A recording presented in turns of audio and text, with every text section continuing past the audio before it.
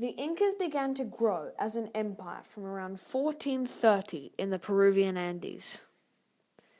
100 years later, at the height of their power, they were 10 million people spanning from the coastal deserts of Peru to the harsh Andes, south to Argentina, and east to Bolivia. They grew through alliances and cooperation, as well as military conquests and integration. It was an empire based on rural communities, but with towns and cities for protection and commerce. Some of the towns were high in the Andes and very well constructed, with spectacular views of surrounding areas. They built vast storage facilities for crops and grains, ensuring food security. What made them so successful, despite that they had no pen, no wheel, and no monetary currency, was their ability to master and manipulate their environment. They altered their landscape with terracing, and by doing so, they could change the climate and grow a huge abundance of food in what would otherwise have been non-agricultural land. Their engineering skills ensured that the production of crops at high altitude was possible. They built an extraordinary system of roads, allowing the quick distribution of food and easy access for their military. The empire centered on the capital, Cusco, but was run as a set of 4 relatively independent provinces. There was no formal currency, but a system of collective endeavor and mutual support. Taxes were paid out of what people grew or offered in the form of labor and military service.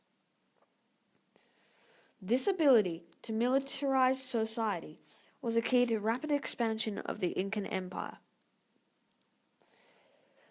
Although the Incas were good record keepers, using knotted strings called a quipu, the ability to read or interpret their records disappeared after the Spanish invasion, so there are large gaps in our understanding of their society, and mystery has always surrounded the Incan history. The existence of cities meant that other organized activities increased in importance, with skilled craftsmen developing metalworking, pottery, and fabric design.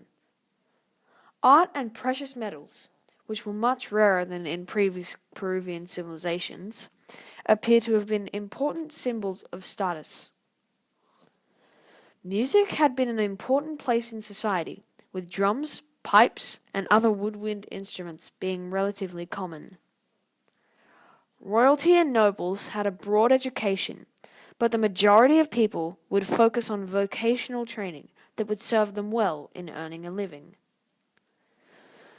We do know that they worshipped several gods, and they incorporated religion as they conquered lands. They made brutal sacrifices to keep their gods happy. And the most important one of these was the sun god, Inti, from whom the hereditary Inca rulers were believed to be directly descended. Inti, the sun god, was associated with the precious metal gold, which was reserved for use by royalty. Unlike some societies at that time, where marriage took place prior to puberty, in Incan society, it occurred around 16 years of age for women and around 20 years old for men.